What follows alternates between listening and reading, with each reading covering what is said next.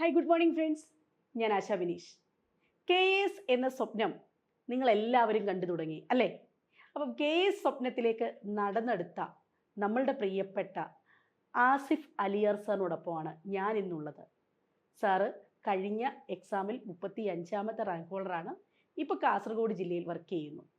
BTech കഴിഞ്ഞിട്ട് അതിനുശേഷം UPSC പ്രിപ്പറേഷനുമായിരുന്നു. അതിനുശേഷമാണ് സാർ KS എന്ന സ്വപ്നം നേടിയെടുത്തത്.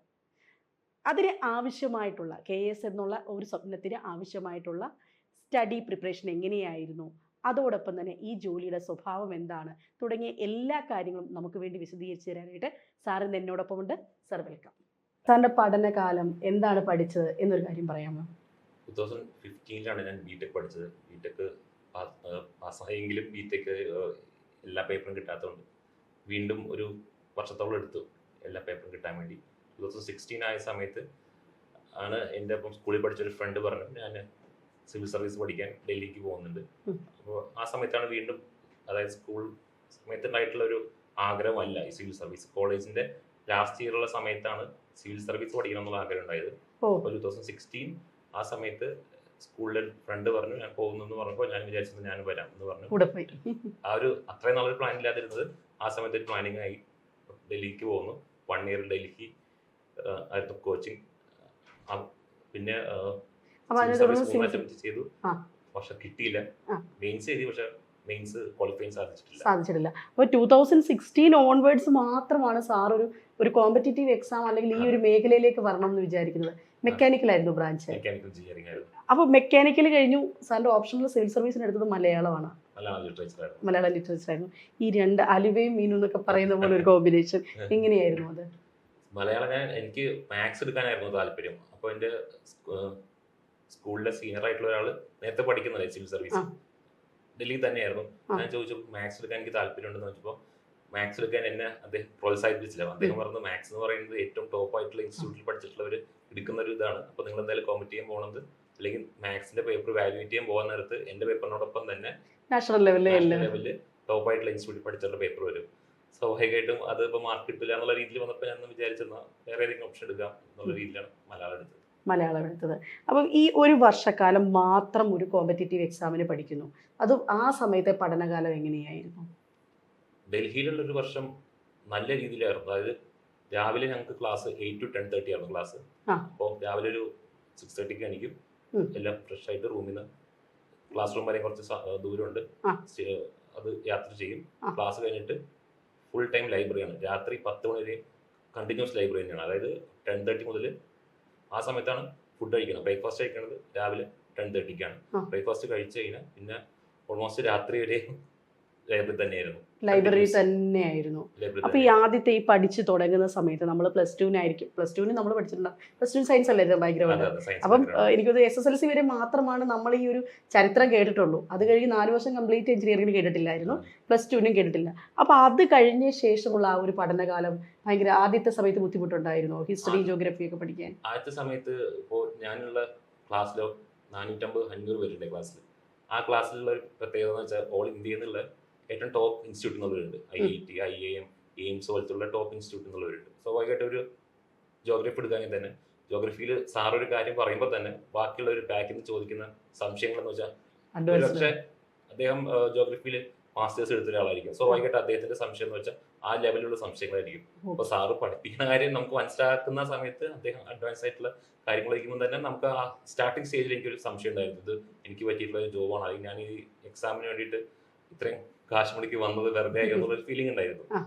പക്ഷെ അത്രയും എഫേർട്ട് ഇട്ടുകൊണ്ടായിരിക്കും ഫസ്റ്റ് അറ്റംപ്റ്റിൽ പാസ്സാവാൻ ചാൻസ്. ഫസ്റ്റ് അറ്റംപ്റ്റിൽ തന്നെ പ്രിലിംസ് പാസ്സായി, മെയിൻസ് എഴുതി. ഓക്കെ. അതോടൊപ്പം തന്നെ അപ്പം നമ്മൾ 2016 വീണ്ടും ഇതിലേക്ക് വരുമ്പോൾ ഒരു ബിടെക്കിന് കുറച്ച് അരിയേഴ്സ് ഒക്കെ ഉണ്ടായി. ആ സമയത്ത് അപ്പോൾ നമ്മൾ എന്തായാലും കുറച്ച് ആ ബിടെക് പഠനകാലത്ത് എവിടെയൊക്കെ കുറച്ച് നമ്മൾ ഉഴപ്പിത്തല്ലിയിട്ടുണ്ടാവും. അത് കഴിഞ്ഞ് ഇതിങ്ങനെ കൺസിസ്റ്റൻ്റ് ആയിട്ട് ഇത്ര 10:30 വരെ ഇരുന്ന് രാത്രി 10:30 വരെ നമ്മുടെ ലൈബ്രറി യൂസ് ചെയ്യുക, ആ സിസ്റ്റത്തിലേക്ക് എങ്ങനെയായിരുന്നു പെട്ടെന്നൊരു സ്വിച്ച് ഓവർ പറ്റിയത്? അവിടുത്തെ അറ്റ്മോസ്ഫിയർ ആണോ ഒരു കാരണം? അറ്റ്മോസ്ഫിയർ ഒരു കാര്യം തന്നെയാണ്. പിന്നെ അല്ലാതെ തന്നെ ഓൾറെഡി ഞാൻ കോളേജിന്റെ ലാസ്റ്റ് ഇയറിലൊക്കെയാണ് സിവിൽ സർവീസിനെ പറ്റിയുള്ള കാര്യങ്ങൾ കുറേ യൂട്യൂബ് വീഡിയോസ് ഒക്കെ കാണാൻ തുടങ്ങി. അപ്പോൾ റാങ്ക് കിട്ടിയിട്ടുള്ള എല്ലാവരും പറയുന്നത് ഡെയിലി ഞാൻ 10 hours 12 hours പഠിക്കുന്നു. അപ്പൊ ആ സമയത്ത് കോളേജിൽ പഠിച്ചിരുന്നത് എക്സാമിന്റെ തലേ ദിവസം ജസ്റ്റ് ഫോട്ടോകോപ്പി ഒക്കെ നമ്മൾ കളക്ട് ചെയ്ത് മോഡ്യൂളൊക്കെ റിസൾട്ട് ഔട്ട് ചെയ്ത്. പക്ഷെ ഇതിപ്പോ 10 hours 12 hours പഠിക്കുന്നു എന്ന് പറയുമ്പോൾ സ്വാഭാവികമായിട്ട് എനിക്ക് സംശയമായിരുന്നു, ഇത് അത്രയും നേരം കണ്ടിന്യൂസ് ഇരിക്കുന്ന എങ്ങനെയാണ് പഠിക്കുന്നത് സംശയമായിരുന്നു. പിന്നെ ആ ട്രാക്കിലേക്ക് വന്നപ്പോൾ സ്വാഭാവികമായിട്ടും അതിലേക്ക് വന്നു. കാരണം സ്റ്റാർട്ടിങ്ങിലൊക്കെ എനിക്ക് ഒരു ഓർമ്മയുണ്ട്, സ്റ്റാർട്ടിങ് ഫേസിലൊക്കെ ഫസ്റ്റ് മന്ത് ഒക്കെ ന്യൂസ് പേപ്പർ വായിക്കാൻ വേണ്ടി മാത്രം 3 to 4 hours എടുത്തിരുന്നു, നോട്ട്സ് ഉണ്ടാക്കാൻ വേണ്ടി മാത്രം. പക്ഷെ പിന്നീട് ആയി കഴിഞ്ഞപ്പോൾ നമുക്ക് ന്യൂസ് പേപ്പർ റീഡിങ്സിന്റെ ടൈം കുറയ്ക്കാൻ സാധിച്ചു. പിന്നെ കുറെ പുസ്തകങ്ങൾ വായിക്കാനുണ്ട്, സ്വാഭാവികമായിട്ട് പുസ്തകങ്ങൾ വായിക്കും. പിന്നെ ആ ഒരു ഡൽഹിയിലായതുകൊണ്ടായിരിക്കും അറ്റ്മോസ്ഫിയർ ഭയങ്കര കോമ്പറ്റീറ്റീവ് ആയിരുന്നു. എല്ലാവരും ലൈബ്രറിയിൽ എല്ലാവരും വായിക്കുന്നു, എല്ലാവരും വേറെ വേറെ സോഴ്സസ് നോക്കുന്നു. സ്വാഭാവികമായിട്ടും നമ്മൾ വായിച്ചില്ലെങ്കിൽ സ്വാഭാവികമായിട്ട് ഇൻവെസ്റ്റ് ചെയ്തിട്ടുള്ള എമൗണ്ട് വെറുതെ വേണ്ടെന്നുള്ള അപ്പൊ ആ ഒരു വാഷിംഗ് കൂടി ഉണ്ടായിരുന്നു. പിന്നെ ആ സമയത്തുള്ള ഫ്രണ്ട് സർക്കിൾ നല്ലൊരു സപ്പോർട്ടീവ് ആയിരുന്നു. മലയാളി ഫ്രണ്ട്സ് ഒക്കെ ആ സമയത്ത് ഉണ്ടായിരുന്നു, എല്ലാവരും ഉണ്ടായി. മലയാളികളായിട്ടുള്ളവരുണ്ടായി, പിന്നെ ഡൽഹി ബേസ് ആയിട്ടുള്ളവരുണ്ടായി, UP ബേസ് ആയിട്ടുള്ളവരുണ്ട്, കാശ്മീരിൽ നിന്നുള്ളവരുണ്ടായി. ഓൾ ഓവർ ഇന്ത്യ ഫ്രണ്ട്സ് ഉണ്ട്, കിട്ടിയിട്ടുണ്ട്. ഇനിയും അവിടെ നിന്ന് ആ യാത്ര തുടരുന്നത്, നമ്മൾ സിവിൽ സർവീസ് വളരെ മോഹിച്ച് ചെല്ലുന്നു, എന്നാൽ പിന്നീട് സിവിൽ സർവീസിന്റെ മെയിൻസിൽ വെച്ച് കാലിടുന്നു. അതെങ്ങനെയുണ്ടായിരുന്നു? എൻ്റെ ഓപ്ഷനിൽ മലയാളം ലിറ്ററേച്ചറാണ് പ്ലാൻ ചെയ്തിരിക്കുമ്പോഴും ഡൽഹിയിൽ ആ സമയത്ത് മലയാളം കോച്ചിങ് ഉണ്ടായിട്ടുണ്ടായില്ല. അപ്പോൾ ഫസ്റ്റ് അറ്റംപ്റ്റ് പ്രിലിംസ് പാസ്സായി കഴിഞ്ഞപ്പോൾ മെയിൻസിന് വേണ്ടിയിട്ട് മലയാളത്തിനെ പറ്റി എനിക്കൊന്നും അറിയില്ല. മലയാളത്തിലെ നോവലും കാര്യങ്ങളും നേരത്തെ വായിച്ചു കഴിഞ്ഞു, പക്ഷെ എന്നാൽ പോലും എക്സാമിനെ അപ്രോച്ച് ചെയ്യേണ്ട രീതി എനിക്ക് അറിയില്ലായിരുന്നു. പേപ്പർ 1 എന്ന് പറയുന്നത് മൊത്തം ഒരു സ്റ്റാറ്റിസ്റ്റിക്കൽ, അതായത് ഫാക്ച്വൽ ആയിട്ടുള്ള കാര്യങ്ങളാണ്. അപ്പോൾ അത് എവിടെ നിന്നാണ് കോച്ചിങ് എടുക്കേണ്ടതെന്ന് അറിയില്ല. ആ സമയത്താണ് ഒരു പ്രൈവറ്റ് ഇൻസ്റ്റിറ്റ്യൂട്ടിൽ നാട്ടിൽ വന്നിട്ടാണ് കോച്ചിങ് സ്റ്റാർട്ട് ചെയ്തത്. ഡൽഹി വിട്ടു. പക്ഷെ നാട്ടിൽ വന്ന് സ്റ്റാർട്ട് ചെയ്തപ്പോൾ പ്രിലിംസിന് മെയിൻസിന് ഇടയ്ക്കുള്ള 1 month എനിക്ക് കോച്ചിങ്ങിന് വേണ്ടി മാത്രം പോയി. പിന്നെ എല്ലാം കൂടി ഒന്ന് പഠിച്ചു വരാനെടുത്തപ്പോൾ എനിക്ക് ഏറ്റവും പറ്റിയൊരു മിസ്റ്റേക്ക് എന്താണെന്ന് വെച്ചാൽ, ഞാനത് വീണ്ടും എൻ്റെ ഫ്രണ്ട്സിൻ്റെ അടുത്തും ആസ്പിറൻസിൻ്റെ അടുത്തും പറയുന്നതാണ്, നമ്മൾ എക്സാമിന് പഠിക്കുമ്പോൾ എക്സാം പാസ്സാവാനാണ് പഠിക്കുന്നത്, അല്ലാതെ ജസ്റ്റ് ഒരു എക്സാമിൻ്റെ ഒരു ഫേസ് മാത്രം പാസ്സാവാൻ വേണ്ടി മാത്രം പഠിച്ചു. അതായത് പ്രിലിമിനറി മാത്രം ഫോക്കസ് ചെയ്ത് പ്രിലിമിനറി കഴിയുന്നവരെ വെയിറ്റ് ചെയ്ത് മാത്രം അടുത്ത ലെവലിലേക്ക് പിന്നീടാണ്. പലപ്പോഴും ഉദ്യോഗാർത്ഥികൾ അങ്ങനെയാണ് നടന്നത്. പല എക്സാംസും 2, 3, ഇപ്പോൾ KS നമ്മൾ പറയുമ്പോൾ ഫേസസ് പലതും ഉണ്ട്, പക്ഷെ നമ്മൾ ആദ്യത്തെ ഘട്ടത്തിൽ എല്ലാവരും ഫോക്കസ് ചെയ്യുന്നത് ഈ ഒരു പ്രിലിംസ് മാത്രമായിരിക്കും. ഫൈനലായിട്ട് എക്സാം ക്രാക്ക് ചെയ്യണം എന്ന ലക്ഷ്യത്തോടെ ആയിരുന്നു പോകേണ്ടിയിരുന്നത്. അതെനിക്ക് മനസ്സിലായത് എൻ്റെ അറ്റംപ്റ്റ് കഴിഞ്ഞിട്ടാണ്. പിന്നീട് രണ്ടാമത്തെ അറ്റംപ്റ്റ് അവിടെ തന്നെ. സെക്കൻഡ് അറ്റംപ്റ്റ് ഞാൻ ആ സമയത്തേക്ക് നാട്ടിലേക്ക് വന്നിരുന്നു. നാട്ടിൽ ട്രിവാൻഡ്രം ബേസ് ആയിട്ടാണ് പിന്നീട് പഠിച്ചിരുന്നത്. സെക്കൻഡ് അറ്റംപ്റ്റില് പ്രിലിംസ് പാസ്സാവുന്ന എനിക്ക് ഭയങ്കര പ്രതീക്ഷയായിരുന്നു, എനിക്ക് എല്ലാം നല്ല മാർക്ക് ഉണ്ടായി. പക്ഷെ എന്നാലും ഭാഗ്യം കൊണ്ടോ സെക്കൻഡ് അറ്റംപ്റ്റിൽ പ്രിലിംസ് ഫെയിൽ ആകാണ് ചെറിയൊരു മാർക്കിന്. സ്വാഭാവികമായിട്ടും ആ സമയത്ത് ഫുൾ ഡൗൺ ആയി പോയി. കാരണം നമുക്ക് എന്ത് ചെയ്യണമെന്ന് അറിയില്ല. എന്തായാലും മെയിൻസ് കിട്ടും, മെയിൻസിന് വേണ്ടി ധാരാളം നോട്ട്സ് ഒക്കെ ആ സമയത്തേക്ക് ഉണ്ടാക്കി വെച്ചിരുന്നു. പക്ഷെ പ്രിലിംസ് പാസ്സായി കഴിഞ്ഞു, അല്ല പ്രിലിംസ് ഫെയിലായി. ഇപ്പോൾ സ്വാഭാവികമായിട്ടും വേറെ എന്ത് ചെയ്യണം എന്നുള്ളൊരു ഓപ്ഷൻ ഉണ്ടായില്ല. ആ സമയത്ത് പിന്നെ കേരള PSCയുടെ കുറച്ച് എക്സാംസ് വന്നു, സെക്രട്ടറി അസിസ്റ്റൻസ് വന്നു. അപ്പോൾ ജസ്റ്റ് ഒരു മന്ത് ഗ്യാപ്പ് ഉണ്ടായുള്ളൂ. ആ ഗ്യാപ്പിൽ ഇരുന്നിട്ട് എക്സാമിന് പഠിച്ചു. പിന്നെ ഹൈക്കോർട്ട് അസിസ്റ്റന്റ് പഠിച്ചു, ബാങ്കിന്റെ കുറച്ച് എക്സാം എഴുതി, റെയിൽവേയുടെ എക്സാംസ് എഴുതി. ഏതൊക്കെ എക്സാംസാ പിന്നെ ക്രാക്ക് ചെയ്തത്? ക്രാക്ക് ചെയ്യുന്നു റെയിൽവേയുടെ എക്സാം ഫസ്റ്റ് ക്രാക്ക് ചെയ്യണം. റെയിൽവേയുടെ എക്സാം ക്രാക്ക് ചെയ്തിട്ട് റെയിൽവേ ALP ആണ്, ക്രാക്ക് ചെയ്തു.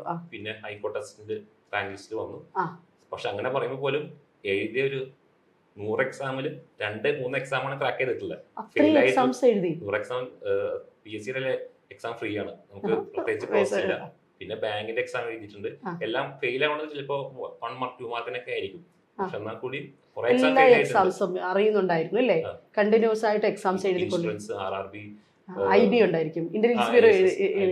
ഇനിയും KASലേക്കുള്ള ഒരു വരവ്, ആ ഒരു വരവ് എങ്ങനെയായിരുന്നു അവിടെ വെച്ചിട്ട്? KASലേക്കുള്ള ഒരു വരവ് എന്ന് പറയുന്നത്, KASന്റെ നോട്ടിഫിക്കേഷൻ നേരത്തെ മുതൽ വരും എന്നുള്ള പ്രതീക്ഷയുണ്ട്. പക്ഷെ എന്ന് വരും എന്ന് അറിയില്ലായിരുന്നു. അവസാനം 2019 November 1 KASന്റെ ഫസ്റ്റ് നോട്ടിഫിക്കേഷൻ വരാണ്. KASന്റെ ഫസ്റ്റ് നോട്ടിഫിക്കേഷന്റെ അപ്ലൈ ചെയ്യുന്ന ലാസ്റ്റ് ഡേറ്റ് എനിക്ക് ഇപ്പോഴും ഓർമ്മയുണ്ട്, 2019 December 4 ഇതാണ്.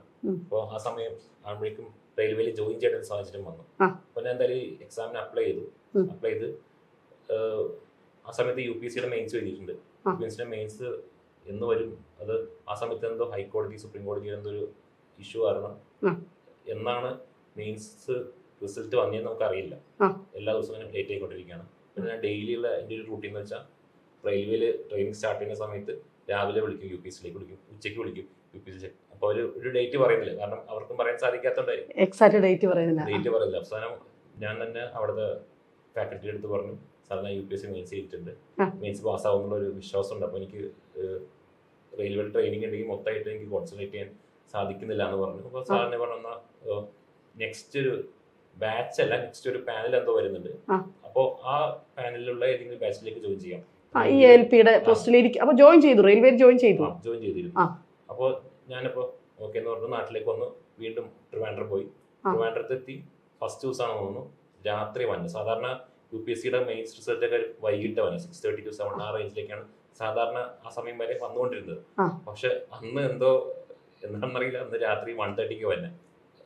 ഇപ്പോൾ UPSCയുടെ മെയിൻസ്, അപ്പോൾ ഞാനും എൻ്റെ റൂംമേറ്റും സെയിം റൂമിലാണ്. ഇപ്പോൾ റൂംമേറ്റ് രാത്രി വിളിച്ചിട്ട് പറഞ്ഞു UPSC മെയിൻസ് വന്നു, നിന്റെ റോൾ നമ്പർ പറ, ചെക്ക് ചെയ്യാന്ന് പറഞ്ഞു. റോൾ നമ്പർ നോക്കിയപ്പോൾ ഞാൻ പാസ്സായിട്ടില്ല, കുറച്ച് ഫ്രണ്ട്സ് പാസ്സായി, കുറച്ചിട്ട് പാസ്സായിട്ടില്ല. അപ്പോൾ പിന്നെ മൊത്തം എന്ത് ചെയ്യണമെന്ന് അറിയില്ല, കാരണം അത്രയും നാളും പഠിച്ചു.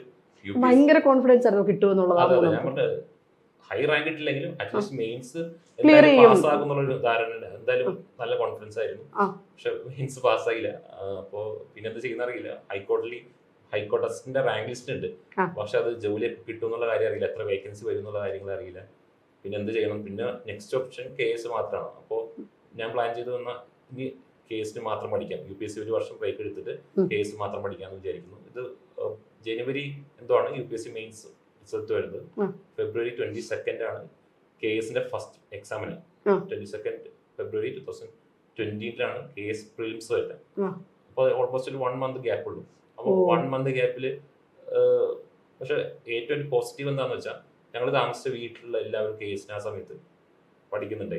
നമ്മളന്നൊരു കമന്റ് സ്റ്റഡി ചെയ്യാനായിട്ട് ഓരോ ടോപ്പിക് കൊടുക്കും. കേരള ഹിസ്റ്ററി ഇയാൾ നോക്കും, കേരള ജോഗ്രഫി ഇയാൾ നോക്കിയിട്ട് അതായത് ഞാൻ തന്നെ രാവിലെ മുതൽ ഉച്ച വരെ നമ്മളിരുന്ന് വായിക്കും. ഉച്ച കഴിഞ്ഞ് ഫുഡ് അടിക്കാൻ നേരത്ത് സ്വാഭാവികമായിട്ട് നമുക്കൊരു ക്ഷീണം വരും. അപ്പോൾ നമ്മൾ എന്താണോ രാവിലെ പഠിച്ചത് അത് എല്ലാവരും ഷെയർ ചെയ്യും. അപ്പോൾ അങ്ങനെ ഒരു 2 to 5 എന്ന് പറഞ്ഞ ആ ടൈം അങ്ങനെ പോകും. പിന്നെ 5 to 7 വീണ്ടും എല്ലാവരും അവരവരുടെ വേറെ പുതിയ സെൽഫ് സ്റ്റഡി. അപ്പോൾ ഈ അവിടെ എനിക്കൊരു ചോദ്യം ചോദിക്കാനുള്ളത്, സാർ അവിടെ അത്രയും ദിവസം കൊണ്ട് ഈ കേരള ഹിസ്റ്ററി ആയാലും ഈ എക്കണോമിക്സ് ആയാലും അല്ലെങ്കിൽ കേരള കൾച്ചർ ഇങ്ങനെയൊക്കെയുള്ള അതും പ്രത്യേകിച്ച് കേരള കറണ്ട് അഫയേഴ്സ് ഇതൊക്കെ പുതിയ മേഖല തന്നെയല്ലേ ഉള്ളൂ? അതോ PSCക്ക് വേണ്ടി നേരത്തെ അങ്ങനെ ഡീറ്റെയിൽഡ് ആയിട്ട് വായിച്ചിട്ടുണ്ടായിരുന്നു? ഡീറ്റെയിൽഡ് ആയിട്ട് വായിച്ചിട്ടില്ല. കേരള സെക്രട്ടറി അസിസ്റ്റന്റ് പഠിക്കാൻ വേണ്ടി 1 month ഗ്യാപ്പ് ആണ് കിട്ടിയിട്ടുള്ളൂ. അപ്പോൾ ആ സമയത്ത് കുറച്ച് കാര്യങ്ങൾ പഠിച്ചിട്ടുണ്ട്. പിന്നെ ഫസ്റ്റ് എക്സാം ആയതുകൊണ്ട് തന്നെ ഇത് ഫാക്ച്വലായിട്ട് വരുമോ അതോ സ്റ്റേറ്റ്മെന്റ് ബേസ്ഡ് ആയിട്ടുള്ള ക്വസ്റ്റൻസ് ആണോ എന്നുള്ള കാര്യത്തിൽ നമുക്കും അറിയില്ല, ഓൾമോസ്റ്റ് ആ സമയത്തുള്ള ഇൻസ്റ്റിറ്റ്യൂട്ട്സിന് അറിയില്ല ഇത് വരുന്നുള്ള കാര്യം. അപ്പോൾ ഫാക്ച്വൽ കുറച്ച് നോക്കി ആ സമയത്ത് കിട്ടാവുന്ന ഫാക്ച്വൽ ആയിട്ടുള്ള കേരള കറണ്ട് അഫയേഴ്സ് മെറ്റീരിയൽ നോക്കി കേരള ഗവൺമെന്റ് ഒഫീഷ്യൽ സൈറ്റിൽ നിന്നുള്ള കുറേ നോട്ട്സും കാര്യങ്ങളും എടുത്തു വെച്ചു. ഇങ്ങനെ പിന്നെ തൊഴിൽ വാർത്ത, തൊഴിൽ വീതി പോലത്തുള്ള മാഗസീൻസ് വായിച്ചു. അപ്പോൾ ഈ രീതിയിൽ കണ്ടന്റ് ഡെവലപ്പ് ചെയ്തു. പക്ഷെ എന്നാൽ പോലും ഫുള്ളായിട്ട് പഠിച്ചു കഴിഞ്ഞു കംപ്ലീറ്റ് ആയിക്കെന്ന് വെച്ചാൽ ഇല്ല. പക്ഷെ എന്നാലും നമുക്കൊരു കോൺഫിഡൻസ് ഉണ്ട്, UPSCക്കുള്ള ഒരു ബേസ് ഉണ്ട്. എക്സ്ട്രാ കേരള സ്പെസിഫിക് ടോപ്പിക് മാത്രം നമ്മൾ ഈ രീതിയിൽ മാക്സിമം കവർ ചെയ്തു. അപ്പം ഈ കേരള പഠിച്ചു തുടങ്ങിയപ്പം എന്തൊക്കെയായിരുന്നു സാറിന് ഫേസ് ചെയ്ത ചലഞ്ചസ്? എന്തൊക്കെയായിരുന്നു ചലഞ്ച് എന്ന് വെച്ചാൽ, ഇപ്പോൾ സാധാരണ UPSC സിവിൽ സർവീസ് ആണെങ്കിൽ നമുക്ക് ഓരോ സബ്ജക്റ്റിനും ഓരോ സ്പെസിഫിക് ബുക്ക് ഉണ്ടാവും. ഇപ്പോൾ പോളിറ്റി ആണെങ്കിൽ ലക്ഷ്മികാന്ത് പറയുന്ന പോലെ. പക്ഷെ കേരള സ്പെസിഫിക് ആയിട്ടുള്ള പുസ്തകം ഏതാണെന്ന് ആർക്കും വ്യക്തമായിട്ട് പറയാൻ സാധിക്കുന്നില്ല. ഒരു പുസ്തകം എൻറ്റയർ സിലബസിനെ ബേസ് ചെയ്ത് കംപ്ലീറ്റ് ആയിട്ട് വരുന്നില്ല. പിന്നെ ചില കേരള പൊളിറ്റിക്സ് പോലത്തുള്ള കാര്യങ്ങളിൽ ഏത് പുസ്തകം റെഫർ ചെയ്യണമെന്ന് നമുക്ക് അറിയില്ല. അപ്പോൾ കേരള പൊളിറ്റിക്സിനെ, കാരണം ബാക്കിയുള്ള ടോപ്പിക്സ് ഓൾമോസ്റ്റ് കവർ ചെയ്തെങ്കിലും മെയിൻസിന് വേണ്ടിയിട്ടാണ് കേരള പൊളിറ്റിക്സ് എങ്ങനെ കവർ ചെയ്യണം എന്നുള്ള കാര്യത്തിൽ സംശയം ഉണ്ടായി. അപ്പോൾ അന്ന് വന്നിട്ട് ഏഷ്യാനെറ്റ് ന്യൂസിന്റെയും മനോരമ ന്യൂസിന്റെ ഒരു സീരീസ് ഉണ്ടായി, കേരള രാഷ്ട്രീയ സംഭവം അങ്ങനത്തെ ഒരു പേരുള്ള ഒരു സീരീസ്. അത് രണ്ട് ന്യൂസ് ചാനലിലും കണ്ടു. അതിൽ നിന്ന് ബേസ് ചെയ്തിട്ടുള്ള ഒരു നോട്ട്സ് ഉണ്ടാക്കി. അവർ 2 ന്യൂസിൽ കമ്പൈൻ ചെയ്തിട്ടുള്ള ഒരു നോട്ട്സ്. പക്ഷെ ആ നോട്ട്സ് നല്ല കോംപ്രഹെൻസീവ് ആയിട്ടുള്ള നോട്ട്സ് ആയിരുന്നു. ഞാൻ തന്നെ എന്നിട്ട് ഫ്രണ്ട്സിന് കുറെ ഈ കേരള പൊളിറ്റിക്സിന്റെ കാര്യങ്ങൾ ഷെയർ ചെയ്ത് കൊടുത്തു. അപ്പൊ ഞാൻ തന്നെ ആ കേരള പൊളിറ്റിക്സിൽ കമ്പാരിറ്റീവ്ലി കുറച്ച് സ്ട്രോങ് എന്നുള്ള രീതിയിൽ. അപ്പോൾ 2 ന്യൂസ് ചാനൽ വന്നപ്പോൾ 2 പേരുടെയും പെർസ്പെക്റ്റീവ് കുറച്ച് ഡിഫറൻസ് വന്നു. അപ്പോൾ നമുക്ക് തന്നെ കുറെ കാര്യങ്ങൾക്ക് ഒരു ക്ലാരിറ്റി വന്നു. പിന്നെ ആ സമയത്ത് ഞങ്ങളുടെ ഫ്രണ്ട്സൊക്കെ പല കോച്ചിങ് ഇൻസ്റ്റിറ്റ്യൂട്ടിന്റെ ടെസ്റ്റ് സീരീസ് ജോയിൻ ചെയ്തു. പല ഡിഫറെന്റ് ആയിരിക്കും അല്ലേ? അതെ. സ്വാഭാവികമായിട്ടും ക്വസ്റ്റ്യൻസ് ഡിഫറൻസ് കിട്ടി. അതെ. കുറേ കൂടി കണ്ടന്റ് അങ്ങനെ കിട്ടി. അപ്പൊ അങ്ങനെയാണ് കേരള സ്പെസിഫിക് ആയിട്ടുള്ള ടോപ്പിക്സ് കവർ ചെയ്തിട്ടുള്ളത്. അപ്പോൾ കേരള കൾച്ചറും ഒക്കെ കേരള കൾച്ചറൊക്കെ വായിക്കാൻ വേണ്ടി പ്രത്യേകിച്ച് പുസ്തകങ്ങളൊന്നും ഇല്ല. കേരള കൾച്ചറിന് വെബ്സൈറ്റുകളാണോ യൂസ് ചെയ്തത്? കൾച്ചറൽ ഹെറിറ്റേജ് ഓഫ് കേരള എന്ന് പറയുന്ന ഒരു പുസ്തകം വായിച്ചിരുന്നു. ഇതെല്ലാം കേരള ഗവൺമെന്റിന്റെ ഒഫീഷ്യൽ സൈറ്റാണ്, കേരള ടൂറിസ്റ്റിന്റെ സൈറ്റ്. കേരള കൾച്ചറിന്റെ ഒഫീഷ്യൽ സൈറ്റിലേക്ക് കയറിയിരുന്നു.